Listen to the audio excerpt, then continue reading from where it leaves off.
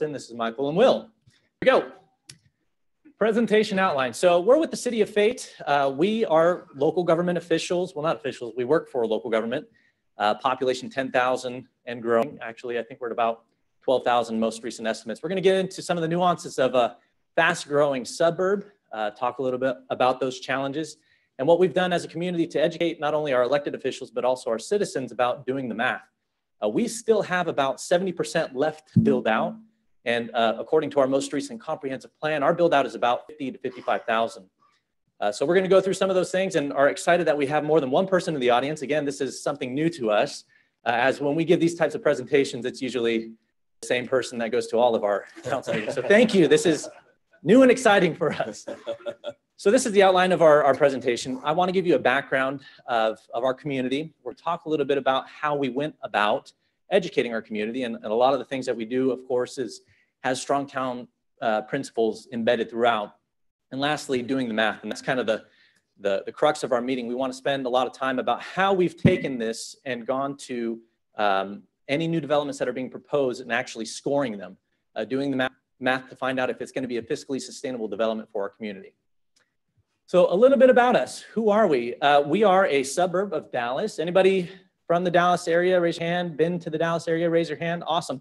A lot of folks don't know about Fate. Again, it's an interesting name. I'm originally from California. People say, well, what brought you to Texas? I say Fate, and they think that's funny. For a job there, great. So Dallas right here, one of the fastest growing metroplexes, very healthy economy right now. I believe the most recent estimates, there's hundreds of people moving there daily to Texas. And we're kind of experiencing some of those results in our suburb. In the year 2000, the City of Fate was about a population 600. In 2010, we were over 6,600. And I'm going to show you a couple of those neighborhoods that spurred the growth during that period. We had a little bit of a bust, of course, with housing burst, but it's been picking up ever since then. So over the last 4 years, or rather from 2010 to 2014, we're the third fastest growing suburb in the Dallas-Fort Worth Metroplex. And we continue to see those types of things. So what are we? Who are we? We're located in the heart of Rockwall County. It is the smallest geographic county in the state of Texas. Again, a lot of land there, but geographically, we are the smallest county. We're also one of the wealthiest counties per capita in the state of Texas. As you can see, some pictures of our neighborhoods. That's what you would typically expect in a suburb. All right, so new home permits, I alluded to kind of this fast growth. Again, we are very much in the growth Ponzi scheme, as we like to call it. We are living off of our permit revenue right now. And we're accepting that infrastructure like it's candy and not knowing that we're gonna have to pay for it, in its second life cycle. So this year we're having back-to-back record-breaking months. In other words, we're turning farmland into unsustainable suburbia, which is, depending on who you ask, is great or not. But we're on track to exceed a lot of our forecasts, and we're trying to get ahead of that. This has already been set in motion, and I'm going to go into that a little bit, but what do we do from here on out now that we've kind of learned what we should be doing? All right. So this, in large part, is one of the main reasons why we're growing at the rate that we are. This is a master plan community. We've heard in a couple of our presentations previously about how we've taken large tracts of land. In fact, this was all farmland. And in 2002, I believe, they entered into an agreement where they subsidized, essentially, this 5,000 plus home community with what's called a MUD district. And the MUD district, if you're not familiar with in Texas, is a municipal utility district. Essentially, it's a quasi-governmental entity where they're able to sell bonds and leverage the values of the homes, essentially an additional tax. So on top of the city, county, school, district taxes, and if you're in other areas that has transportation or hospital or any of those taxes, they're also paying taxes on their home values to the developer to pay for the infrastructure that was built to get the homes there in the first place. So again, this was set in motion. We kind of inherited it. We've learned all of these awesome concepts, and it's now, how do we can't do anything about this. They are entitled. But again, we are only 30% built out. Is there something that we can do to kind of change course? Can we do something different to make our community more sustainable with what we have left, that 70%? Another neighborhood, which is Williamsburg, again, similar concept. This is about a 1,700 home master plan community. You'll notice that there's a major thoroughfare that goes right through here, I-30. I can't remember how many billions are planned, or we've got several projects that are planned in this corridor. to increase a lane over the bridge that feeds into this community, to widen the lane, or not widen the lanes, add a couple of lanes, and then add another frontage road. So millions and millions of dollars being spent on this major thoroughfare that cuts right through the middle of our town. So Wood Creek on the north side, 5,000 homes, Williamsburg on the south side. So in 2014-15, we started a comprehensive plan update. And what we did was we recognized that we have some of these things already in motion, and what do we do with the rest of it? So we went from being a reactive community, we're reacting to the development that was already set in motion, to being more proactive, taking these principles, implementing it into a comprehensive plan, which we're now codifying, thanks to Kevin and Bird Unity. We're very appreciative they're in the audience today. Grateful for their participation in taking our vision of how do we maximize this limited resource, which is the availability of land, and how do we develop that? And you can't go from taking a plan and understanding this from a staff perspective and immediately implementing it to the development community without first educating the elected officials. They have to be on board. You have to get buy-in. I know that's a term that's used a lot, but we could do the math day in and day out. But as we've heard, it's more of a psychological or more of an emotional decision. But if we could get them to understand these concepts, if we could get them to recognize the importance of not just this first life cycle where we're living the dream, we're getting all this permit revenue in, but then someday you have to replace that infrastructure, and who's going to pay for that, right? So we had to go and take a huge effort in educating our elected officials and then eventually our citizens. So I'm going to turn the time over to our city manager, Michael. He's going to talk a little bit about how we've gone about educating our citizens and our elected officials. And then he's going to talk a little bit more about actually doing math. Once they get it, then we show them in real life application. Great, thank you, Justin. All right, so educating our community, great transition by Justin there. And this is something that we've worked on with our Planning and Zoning Commission, P&Z, the council, and we're headed next to our citizens. That sometimes, that kind of look like, hey, that's kind of backwards from the model, but kind of getting there. Kevin brought me a book by Chuck, and it sat on my shelf for a while, and I eventually read it, and you've actually called me and asked me if I read the book. So once I read it, I had this oh no moment and had to rethink everything that I was doing, which was good, because I think a lot of this, it's instinctive, and city managers, we go through these budget processes, and the cities seem to get poorer and poorer, but we're getting more and more development. So what's going on? Something going on in the background, and it's pretty easy to see once you peel it back. It's all the old stuff going bad. So we didn't really have a lot of time. We're kind of in trouble. So we said, okay, we got to go from the top down, because we can probably pull this off because we're a real small town. And then we need to come back. We need to come back and now hit the citizens and say, okay, everybody in the decision-making world gets it. A lot of our boards and commissions get it, but without the citizens, our folks will be replaced, and then we'll have other people doing whatever they want. Okay, so we talked a little bit about the city council. This is one of the articles that we wrote. There's another one that's up on the site, and we pushed a lot of articles to our city council. We've got a little weekly update that I do, and Justin sends me things, and I send them things. So we'll just have little articles in their update. Hey, what's going on with the wastewater plan and the sewer line that's being built and the water tower that's being built. A lot of infrastructure is getting built and turned over to us, as Justin mentioned. So we'll have little articles. We'll do stuff on e-commerce and how it's killing big boxes and little things like that. And I had one of my councilmen who's a new person who's on the planning commission, is now a councilman. He says, I know what you're doing with those. I said, yes. So we push a lot of information out to them, and they read it. I mean, they do. Sometimes they don't have time, but a lot of times they do. And if there's enough good content out there, they're really, and there's just too much information out there. So they like that we're kind of calling through and picking out the best of it too. This is we've also used interns. So we had an intern, Brent, from University of North Texas last summer. And so he went through this guide that Smart Growth America put out, and he pulled like the best pieces of it. And we did a 2-pager. It was actually 1 page, front and back. And we got it to our planning commission, to our council, talked a little bit about it, had a session with the planning commission where we went into it in pretty good depth. We talked about the different kinds of development and really, really pays from a property tax standpoint. Of course, there's sales, city managers and economic development guys are going to say, well, there's all the sales tax stuff. We're working on some of those ideas too. And there's franchise fees too. That's another big piece of this, is who's paying the franchise fees and how much they are. And I'm glad Chuck address the sales tax issue. And I think we need to probably see a lot more of that sort of sales tax stuff, especially in the southern states where we have a lot of sales tax. But yeah, looking at the mixed use and just kind of showing what was going on in Raleigh. And we sent this also out to our area city managers and the county officials, just as a little present from the City of Fate in our intern to you.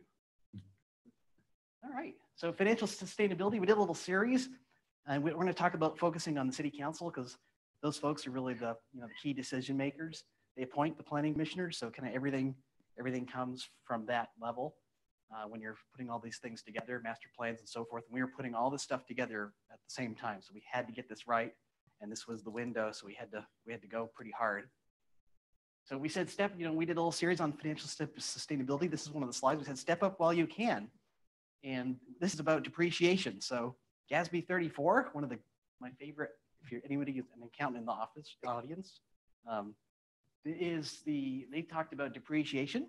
And this is the depreciation in the utility fund. So we have about $12 million operating budget plus capital and special revenue funds. So this is the annual depreciation in the utility fund. It's about $772,000 and the general fund's about $764,000. Who thinks we're collecting that in our fee and tax structure? Every single one of our residents do. Our taxes are high. We're paying for that already, aren't we? We're already paying, yes. In fact, I left them at home, but I have these little things in my office, and Kevin laughs at them. I still have them. Actually, my collection's growing, but they're little road, pieces of the road that from my neighborhood. And they're the reflectors. They're just everywhere. And I said, I had a developer visit, and I said, this road reflector, we're still paying for this with mud debt. And I should have, with all this growth, I should have the budget to send my public works guys out and say, hey, replace all those road reflectors. Can't do it. Can't even replace the road reflectors. So this hit home. This is the, hey, we need to put money away, interest in sinking, or not interest sinking, but a sinking fund, capital replacement. The state of Texas actually got this a long time ago. They've created a rainy day fund. And now that the rainy day fund has been created, they're defending the rainy day fund like it's the Alamo, which is kind of cool, but to watch them do that. So once some of the other cities have told us, hey, once you get these things started, Plano does a really good job of this, that the elected officials will say, hey, that's for the future. We can't touch that for things that don't belong there. So a capital replacement fund.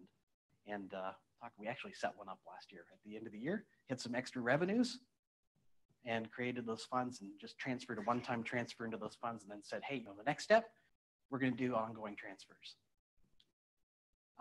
Okay, when we talked about asset management plans, so getting more into the public works kind of engineering world, some of y'all do asset management plans. So we took some cool asset management plans from around the Metroplex in the state. And this is Carrollton. They're a first-ring suburb of the Dallas-Fort Worth Metroplex. And they've got some issues. We'd highlighted one of the slides from the presentation, the 80 subdivisions that they've got. They're going to be in trouble pretty soon. They're about to enter their second life cycle. And they're working on their concrete panel replacement and trying to step it up. And that plan, very detailed, talks about what it's going to take to really put back what they already have and get it working again for them. All right, and here's another one. This is a little bit different tactic. So we didn't have really at the planning commission, we showed the full curbside chat when they were ready. We kind of figured out, okay, are they ready for it? Because this is kind of the matrix where you give them the red pill or the blue pill. And once you take it, then your life is kind of ruined. You're responsible. Now you're accountable. You've heard the gospel. Now you have to answer or you're damned. So here we are. So this is the favorite video. There's about 6 videos that Strong Towns has on the website. If y'all have seen it, it's there's a little few pieces. Then you can actually kind of get the best pieces of the curbside chat in these little bite-sized niblets. So we did 2 every week, and we had about 30 minutes where we talked about them. We did a couple of videos. We talked about them. This is the one that really knocked it out of the park, is the Taco John's. And because everybody's seen this, everybody's seen, like Chuck was saying, everybody sees the taco joint. So this one really hit home and had folks going, wow. And of course you did, we did in the thing you did an economic development deal for the Taco John's that makes it even worse. And we're seeing that too. They won't. So the old system, what we tell developers, the old system is you built it for us and we accepted it.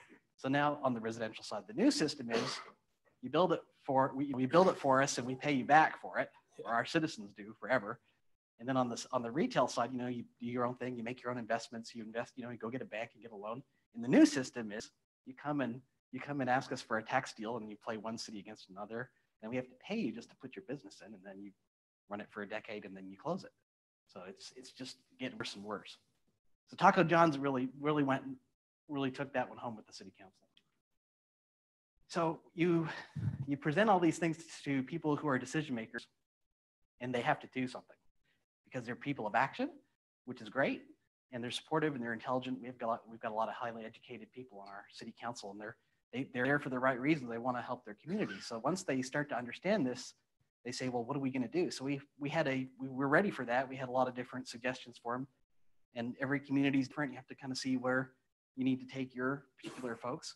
But for us, we came with a series of policies. We'll just run through a few of the policies we hit with them. We said, annexation, growth management, interlocal agreements. We're working on one with our county. We're in active negotiations with our county right now about saying, hey, anything that comes within our extraterritorial jurisdiction, it's got to come to the city of Fate. We're going to do all the permitting. We're going to do all the floodplain enforcement. We're going to do all of our engineers are going to do the review and so forth and so on. And in some cases, the county's pretty happy to give that to you. In some cases, they still kind of want to hang on to parts of it. But I think we're going to get this one done pretty quickly. In fact, the county commissioners meeting in April, where we're hoping to seal a deal on that and then bring it back to the city council for final approval. We've got to get control. Otherwise, in Texas, every state is different. Some of your states, they have got, the counties have zoning. In Texas, we have no zoning. Counties can't zone. They can do a little bit of subdivision for health and welfare as far as septic tank regulation that's tied to the lot size. But otherwise, you can't really tell anybody no. You can't do a subdivision on your land. As long as you meet all the requirements, you get it. So if we annex it, then we get to impose a zoning, and we can kind of go from there. So we started annexation. We've probably annexed, I would say, most of our extraterritorial jurisdiction over the last few years. We're doing a big push. On the 17th and 18th, we've got about 600 more acres. So our little box that you saw there is getting filled up with city. And then folks have to come to us to change their zoning. And that's where we can start running some of these analysis in the future. And it's during those annexation hearings that our chamber is full. Yes, it's pretty full. And we'll talk about, and then also we're having a conversation with the county, and Kevin was good about that. He's worked on the Rockwall County Open Space Plan and other different areas. We've got little platforms where we can get the conversation going. So and of course, we're working on our neighbors plan, the Royce City Comp Plan. That was a big also impetus to start kind of getting more of this conversation going amongst the rest of the cities as we all begin to grow together. So another policy we talked about with the council is, hey, we've got an opportunity to prioritize reinvestment. So when you're talking about CIPs, capital improvement plans, going through the capital improvement plan, and actually from the engineer to the economic development folks, to the planners, to the managers, working with the elected officials, prioritize reinvestment in your existing neighborhoods rather than putting something out that's big and new and gnarly. And then another one, do real maintenance. And you think this is kind of, what do you mean? And we saw a slide in one of the other presentations about how local road funding was shrinking as the piece of the pie. And it's actually, it's not surprising. You go to just about any city everywhere, you pull up their budget for public safety, it's, 50, 60, 70% of their budget. And that's too much. They're in trouble because they don't have any money left for maintenance. So actually, after we put this slide together, about 6 months later, that road was repaved in the budget. It's a little downtown road that kind of functions like a connector. We also talked about capital replacement funds in a little more detail. So we saw the big numbers, and then this is 2014. Go ahead and add 30% to all those numbers. We didn't update that slide yet, but we're going to update that one in the future. But add about, we just got our new financial report. So add another 30% to those numbers. We're accepting a lot of infrastructure. So it helped kind of go into each function with the council and say, okay, if we were to set up these funds, this much belongs in the water fund, this much belongs in the sewer fund, this much belongs in public safety. And what does that mean as far as a rate increase if you were to fully fund it? So we're actually stepping up in our rate increase proposals that are coming up with our consultants. We're actually trying to step in next year if we can do it. We're going to do 10% we're going to put 10% of our annual depreciation into basically a sinking fund for capital replacement. We're going to work that up 10% every year. So at the end of 5 years, we'll have 50%. If we can go faster, that would be great, but there's a huge amount of rate sensitivity with the public. So when I first got to FATE, this is another policy we talked about and had to implement is when I got there, they said, you know, the utility fund's losing money. It's been losing money for a few years now. There's good news. There's cash in the fund, so you can continue to lose money for a little while. But pretty soon you're going to be in trouble, so you need to do these significant rate increases. So we began the rate increases, and then unfortunate situation, our rate consultant actually passed away, and we had to get a new rate consultant. So we got another one, and he said, you know, in 3 years, you know, we think we can catch you guys up. And I said, well, the last guy said it was going to be 3 years. We got to do it. You know, we can't dull our, we got to do this thing. So the city council actually courageously bit the bullet. We did a 36% increase in the water rate, which does not cover any depreciation costs. That just pays cash in, cash out. We're building $1 billion reservoir in North Texas to handle our new growth for the northeast part of the Metroplex, where all the cool new stuff is. So one of the things we did is we sent a letter to actually this council's idea, a great idea. We sent a letter to all the residents. I put my name on it and got a lot of phone calls. But I'll just read the last part here. It says, FATE continues to encourage the area cities to embrace more fiscally and environmentally responsible development patterns and plans to lead the way. See our comprehensive plan.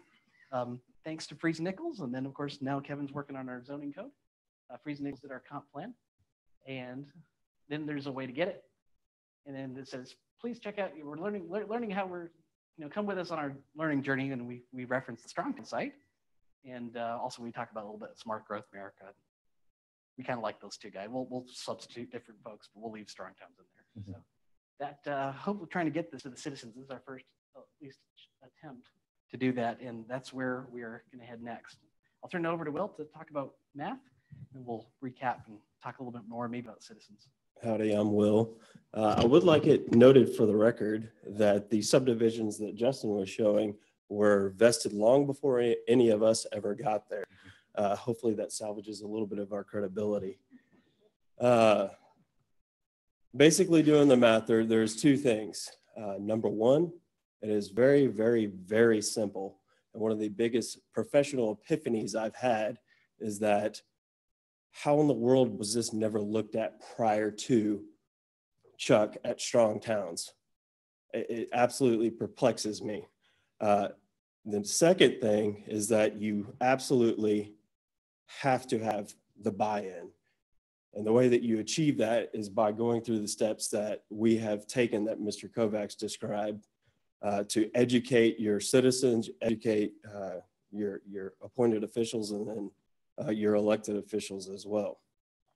So this section is actually rather brief. However, we do have, if I get your contact information, I can certainly send you the little spreadsheet that we have. It has everything auto formatted in there, and the Excel calculations in there to where you can just plug it in. But we're going to look at two developments that have recently been approved in Fate, Texas, that are actively being worked on right now. This first one is what I like to call progress. And what I mean by that is it's not the ideal of what we are hoping to achieve, but it is progress. And what you're looking at is a block that is off of our main street, approximately 2 blocks away from the primary intersection. This is the primary intersection, and this is just a street that actually is in disrepair, but leads to a typical single-family residential subdivision. And what you have here is office space, and above are little apartment flats. So there's a total of 29 units, and then there is a total of 4 retail spaces along East Fate, Main. What this is here is basically the fiscal financial analysis that we perform with everything. This was actually done in conjunction with the zoning ordinance. And the way that I get this information is basically our ordinance allows the director to request any reasonable information. Well, one of the things that we've determined is reasonable is that they give us an estimate as to the cost associated with the public infrastructure that is going to be necessary to serve that development. And what you have here for the 29 residential units that are in large part attached, and then the 4 commercial units is 90 grand total. Now it's kind of an infill site, so it's not going to require much, but that is the ideal situation. So going back to what Chuck does, we take a look at the current total value per acre, which is, you guys can see that. And then we estimate what the total value per acre will be once the development is fully built out. And in each cell or each row, you can see how everything is calculated. The total tax value and its current capacity, which is literally one dilapidated house, is $360. At full build out, the tax value to the city is $9,500. So there is obviously a significant difference. The next thing that we'll take a look at is your typical suburban everywhere USA. I'm sad to say it, but I'm fairly confident that everybody in this room has something like this within 5, maybe 10 miles of their house.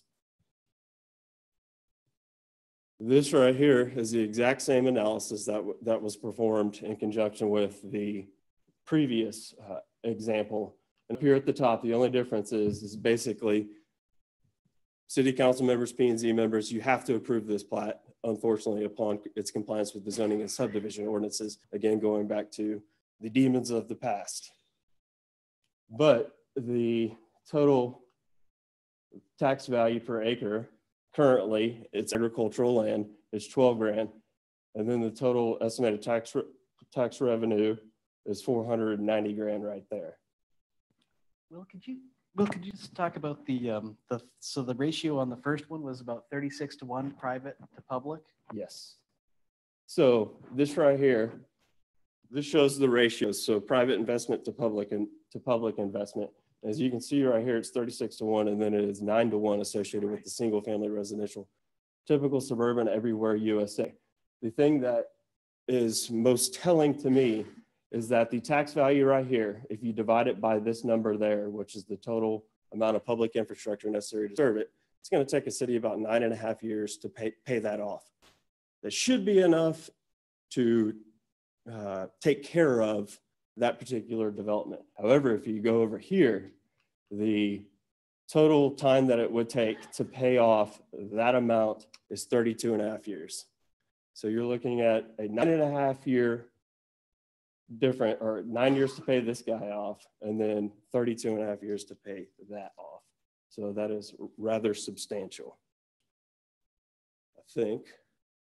All right. Michael. And again, give me your contact information. I'll be more than happy to send you via email the Excel spreadsheet. And you know, this is let me go back one. So we also included some scary language, which we think is our prerogative as city staff. And so here we are. So Lafayette Place, Will did a great job showing us the ratios here and walking us through some of the different steps. You know, it's a lot more complicated. We got some other stuff we're working on that we'd love to share with everybody too. But just this little statement here: Lafayette Place is fiscally sustainable and will improve the short and long-term financial condition of the city. Because all these folks are decision makers. City council members, they're tax and rate sensitive. And we say, okay, here we go. Williamsburg 2A, 3C is not fiscally sustainable and will degrade the financial condition of the city in its second life cycle. Reinvestment is not a choice. If it is to remain viable, should utility and general fund allocations not be made, Williamsburg 2A, 3C infrastructure will degrade and likely cause a corresponding degradation in property and cultural values. There's another part where we also talk about it. It's going to also relate and immediately result in rate and tax increases, which actually the tax increase takes a little bit while, but the rate stuff hits you, the utility stuff hits you pretty quickly right away because you have to build all that stuff. So we're still working on this. If the city manager of Hayes, I heard here, Toby, there he is. And so we stole this from you. And that was one of my favorite podcasts that you all did, is talking to Toby and how he's doing some education. So this is not yet ready, but we're still working on this. So we've got, this is just cash. we talked about governmental accounting a little bit. This is just the cash, what it costs to serve this neighborhood. So we still got depreciation we need to throw in there. We've got tax revenue. There's some franchise fees that they pay. So you throw depreciation on there, you throw sales, a little bit of sales tax for where they go. But it doesn't really change the graph here. Brent helped us a little bit with this, but that's just our general fund. So take the loss of this neighborhood, the expenses of $344,000 compared to the tax revenue, and that's just 1/2 of the city's budget. Now multiply it on the utility side, you'll see similar issues on that part. And don't tell anybody, but this is the mayor. Actually, it's not a secret. This is the mayor's neighborhood, which is even more fun. So we need to really work on pushing the message to our citizens. That's our next big challenge is getting out there and getting the public engaged, getting them to visit the Strongtown site and kind of gently kind of bringing them along and showing them what's going on. Because what we hear is we want fast food. We want, we got to have everything within that 12-minute drive. But you peel that back a little bit and you say, well, if you could have a better experience in your community, if you could have it more walkable, if you could have different types, if you could have more less chain stuff and more mom and pop, I think we start to see some of those attitudes change. And as we work through some of these different workshops, if we have a chance to do some of those, we've got a lot of stuff planned, and I think we're gonna have a good experience. The water rate stuff is always tricky, but once you kind of get through some of that, and if they know there's not an immediate tax increase and an ask tied to a lot of this, which is kind of calms a lot of people down when there's not the big highway department pitch or whatever. We just need to do this and get so much money, then it helps them accept this a little bit easier. So we'd love to get some advice on how we continue to do that and provide some time for some questions. I think we've hit our time. Yes.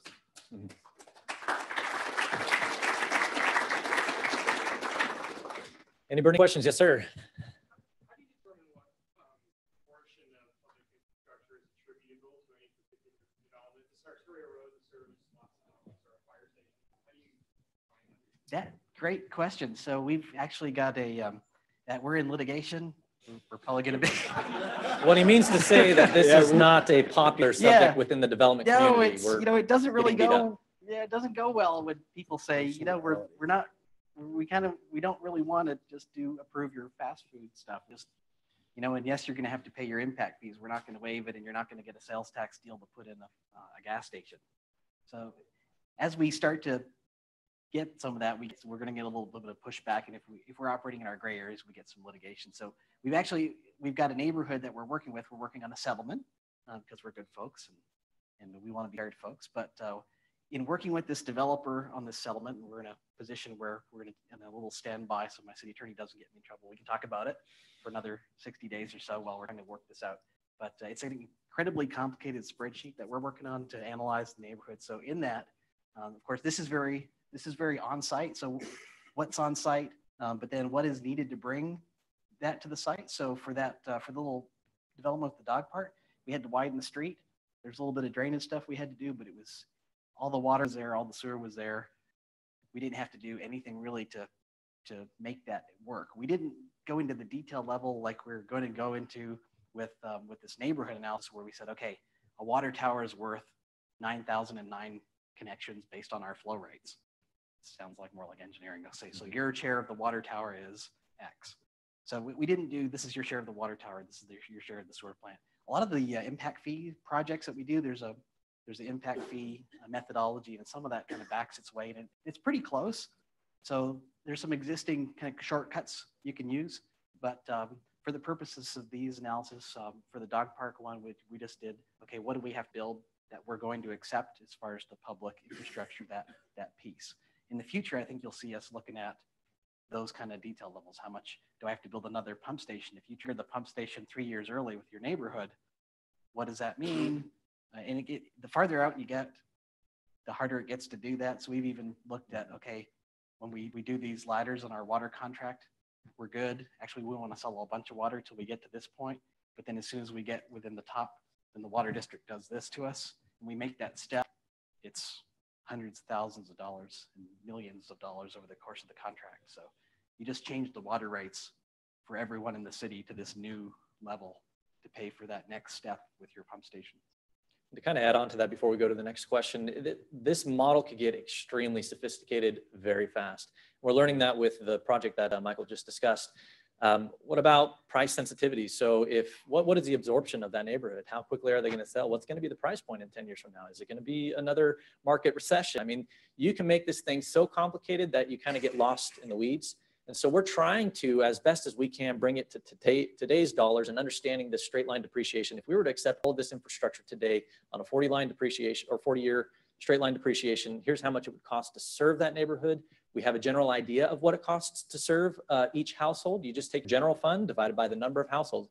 Super rudimentary math, but it works. I mean, we have a general, there's going to be scales of economies and things like that, but we're a small staff. I mean, we've got 40 full-time employees and we're just trying to crank these things out. So we have to take the best, most logical approach using simplified math, but powerful math to make these complicated decisions. And just a good little bit of a good part of that story there is we were talking about this settlement that we're working on. And we were actually, Justin was in there, and I don't think we believe what we heard, but yeah, we're introducing some of this. We took our developer we're working with. We threw Chuck at him. We moved it, but we did it. We took him through our spreadsheet, and he kind of said, he came and he kind of put his head down for a second, and he said, I'm going to get this, I said, this is real important to us. You're at 18-1. If all your streets are private, which causes your own issue, and we suggest you guys in your special tax district, you set up your capital fund for your internal streets, and then you'll be all right, hopefully. But you're at 18-1, private to public. If you can get this to 20-1, that's your target. It's going to be hard because we've kind of slimmed it down, and we made some suggestions on how you can do that. Narrow the roads, make the infrastructure costs. And it was really cool to see because, again, this is not a very popular message to developers when they say, what do you mean you don't want to accept my road? And what do you mean you don't want to give me a tax district or anything like that? But this particular, they get it. They see it. They want it to make it a win-win. It's easier to negotiate on that when you have a certain level of understanding of these principles. And then the developer said something that was even more shocking to us, because we never heard anyone say this before to us. But he says, I understand with the depreciation costs, what it's really going to cost. And I understand that it doesn't start all at first and then it comes in later. But he says, I want to get you to a point where there is no subsidy, where we're paying our way. And we just about fell over. I said, almost did are you sure? But said, that sets a pretty high, that's going to set a pretty high bar. And he says, well, he went into a bunch of descriptions of why this is the greatest place to be in the Metroplex, because he figured out, and he says, that's the standard. That's the standard you need to have, and everybody needs to come up to that. And I think he's that bright that he will come through. And I think we're going to see in a couple of weeks, he's going to come back and he said, this is how I made this 20-1 thing work. He's got a copy of our Excel sheet, and he says, this is how I'm going to put together the zero subsidy to where we can go into the council and say, hey, we figured, it's suburban, but they figured it out. They did the math, and we concur with their conclusions, and off we go. I saw a hand in the back, and then we'll go to the left here. Yes, ma'am. Okay, so I may have missed part of that. Trying to figure out how you're actually getting their estimated. I forget what it was on one of the slides on the spreadsheet, but it was kind of like you said, we have an ordinance that allows us to get it from their financials somehow, which I don't think. So I don't know. They just show up at the planning commission and say this will generate millions of dollars, and everyone goes great. So most ordinances that I've been associated with, I can say generally have something to the effect of, as part of the application submittal requirements, something to the effect of, and any reasonable information required by the director. Well, reasonable information based off our definition is knowing the amount of dollars it is going to cost to serve your development and that infrastructure, those dollars that you're going to in turn be giving over to us. So basically I just make it part of the application submittal requirements. And if they don't include it, reject. And they actually are pretty proud to be able, they want to show you what they're generating for tax value. So that's the easy part, is to get the, hey, I'm going to build this and it's going to be X many, units per X, and this is my market where I'm hitting and so forth. So they'll give us all the revenue side stuff, what they're building.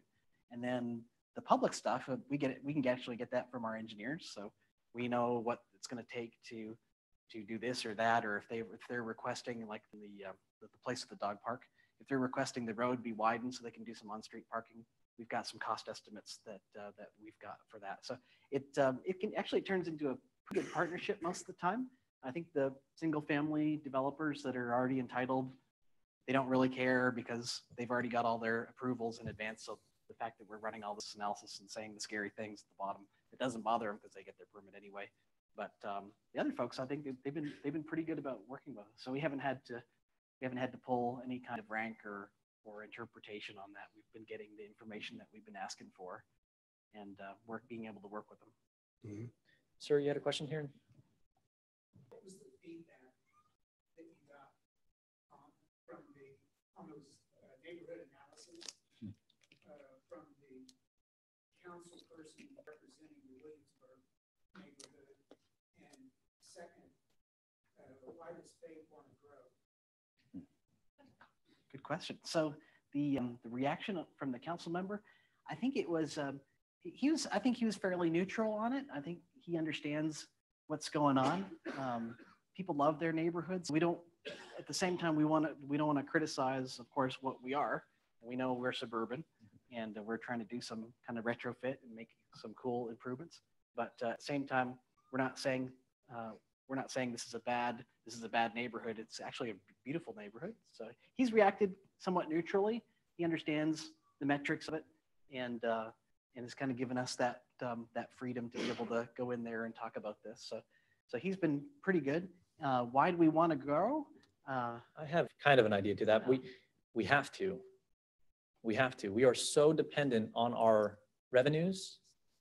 No, not sales tax. We are literally a bedroom community right now. I can't remember what percentage. So,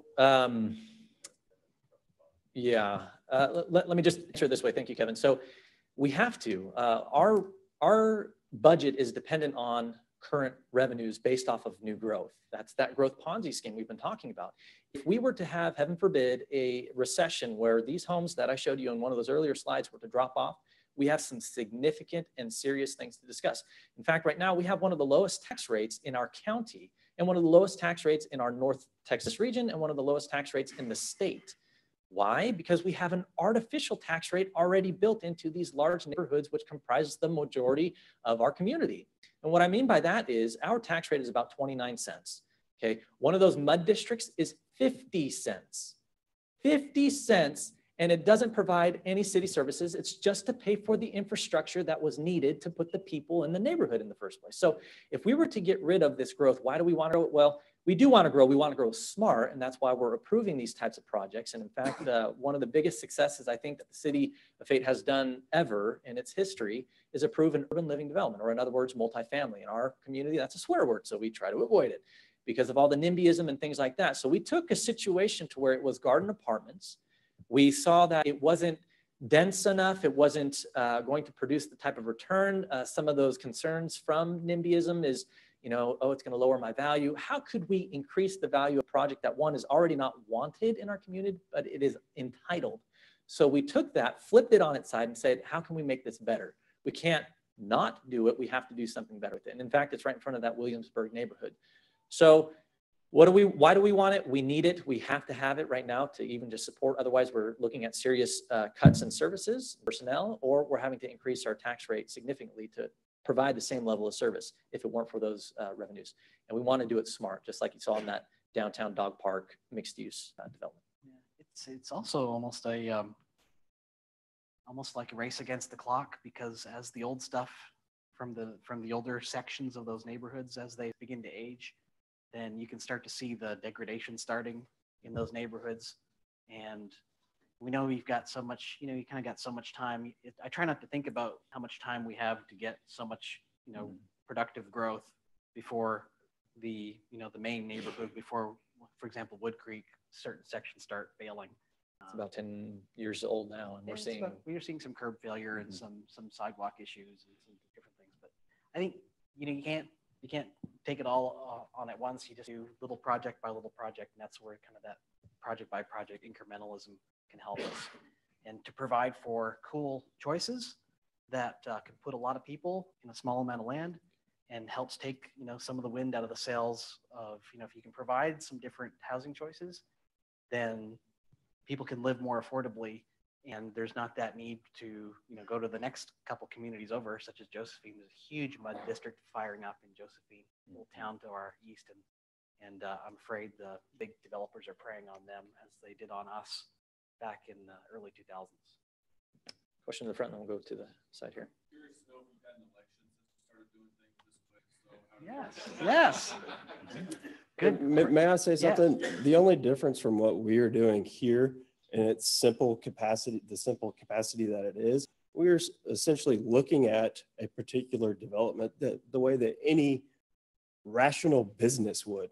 We're looking at it from a business approach, which blows a lot of people's minds whenever we start throwing out these numbers and these simple analyses at them, because most of the time whenever developers come to cities, it's, okay, here, Mr. Developer, here's your tax deal. So we're just simply adopting their habits of looking at a project from a business only perspective. Yeah, so we've had actually a few elections. We've got one more this spring. And part of the good part of that is what you see is the training grounds of the elected officials is, the Planning Commission, the Area Economic Development Boards, a lot of the different folks that have been involved and hearing a lot of this sort of thing. They get it. So one of the planning commissioners, actually we've got a planning commissioner going against an economic development person. They're both great guys. No animosities. No animosities. Yeah, fantastic. They both get it. So I think, whichever way that ends up, we're going to be in good shape. And I wish, the both of them the best and running their campaigns. I think you at some point you will get, you could get some blowback. So we have to be, you have to be very careful. Anything we say, we don't want to categorize it that we've got a bad community. We've got a great community. And part of it is because we're so conservative in this area, generally, let's put just general conservative. We all have our, leanings that we go certain ways, but our folks don't like to pay taxes. They really don't like it. They don't want to pay more in their water rates. So when they see all this stuff dissected, and for example, one of our folks, Lance, he's a financial person, and he looks at this and goes, wow, that's a rate increase just from approving this development. And it's absolutely going to happen that the rate increase is coming, and the rate increases are already coming, and the tax impact. So they look at it from, as Will was saying, they look at it from a business standpoint, and most of them are private sector folks, no university folks, no governmental folks. They're all private folks. They work at AT&T and Verizon, PepsiCo, and so forth. So they get this stuff, and they just look at it from we don't want to pay more. We don't want to pay more taxes. So do something that's this new urbanist stuff if it makes money. So you would say, most conservative folks would be against this, but really, coming full circle, they look at it as this is like insurance against a future tax increase, and that's where it sells. I live in a community that's, I guess, right next door to Fate in Rockwell County, and I've been involved in this for a couple of years now, and this kind of goes back to 2013, 2014 when we brought Chuck in for the first time to do some curbside chats and some of the education that happened at the county level and some of the cities. But what these three guys have done with their council and P&Z has kind of slowly driven this stuff out. Both as a resident in the community and all of these cities are closed, so you kind of see things bleed over city to city. But within the citizens, this is the residential citizen community, in their council meetings working on the code now, you're starting to hear their P&Z folks, their elected officials use strong terms and say, are we doing the math? And it's just been, the 3 years, the evolution of it's just been fascinating to see as a resident, and then on the professional side working with some of these different cities. But you guys kind of glossed over a little bit of the education component of what you've done, but I think that was strategically, that was huge. The way Michael kind of drove some of the little curbside chat videos out to P&Z and then to council, and then they came in with doing the math.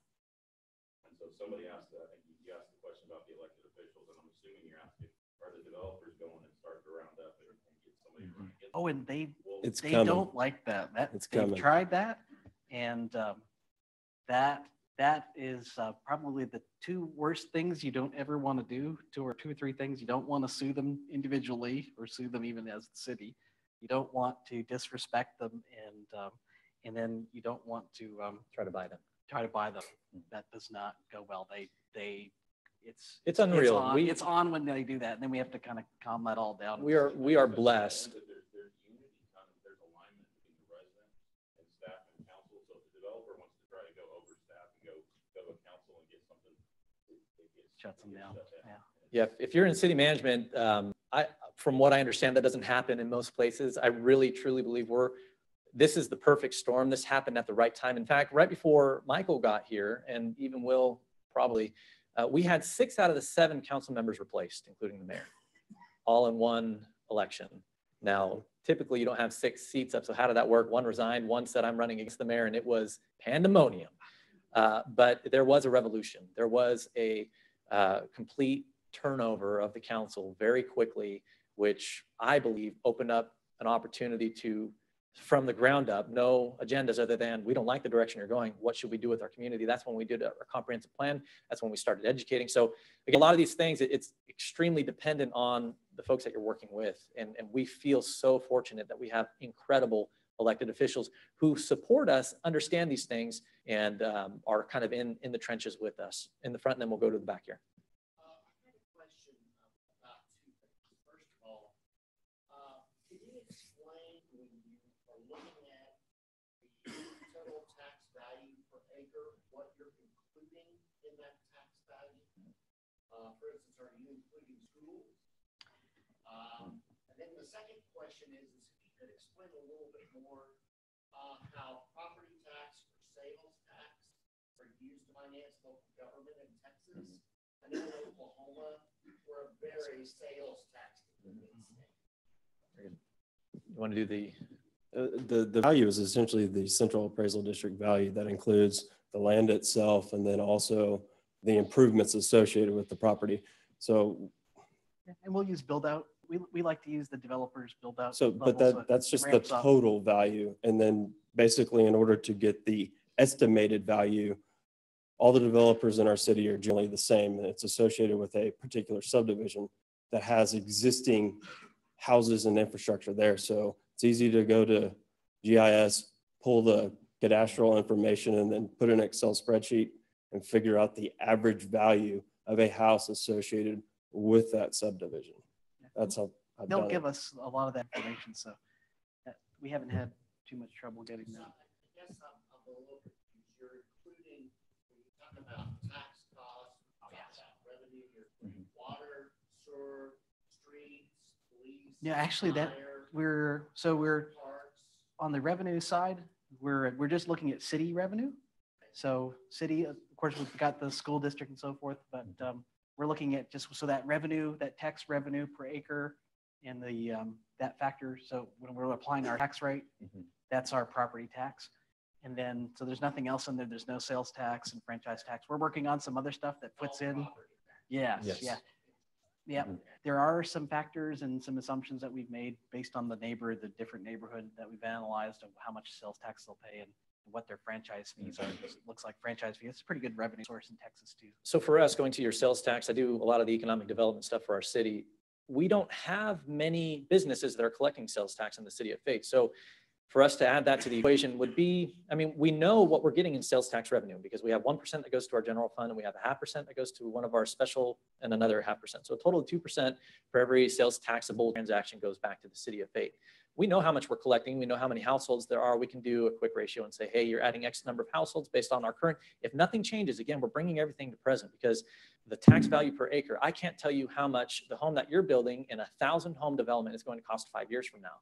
But I can estimate that on average, it'll be $300,000 over all of those 1,000 homes. And that's how we get to the tax value per acre. And we know the acreage because it's, you know, again, back to the CAD property and the developer saying, I have X number of acres and here's how many homes that I'm going to be building on that. And then on your question about the cost for service, that's basically our general fund cost for service. And we took a very, this is one of the first versions of this. So we took a very easy approach. We just took the budget and divided by the number of lots. So if you're adding this much, this is what it typically costs. And most of our town is out of the 4,100 parcels. About 4,000 of those are residential. We don't have a lot of business lots. So it works pretty well for us.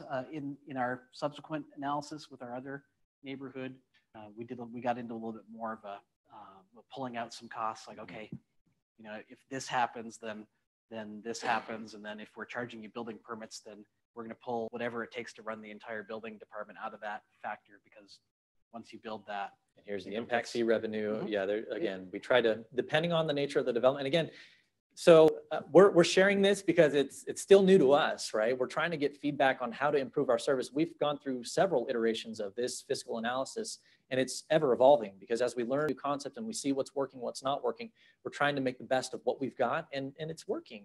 You know, it's very educational for those who are making those important decisions, and it's also informative to the development community that we're setting a certain standard. And as we have examples of those standards being implemented, it then sends a signal to the rest of the development community that this is a place where, you know, we can get behind, where I can invest my money. We've got like 4 minutes, so let's... Okay, probably Chuck, maybe 1 or 2 more questions, you think?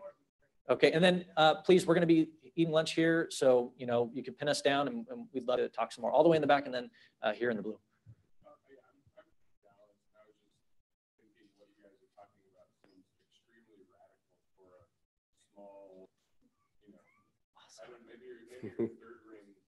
Suburb town.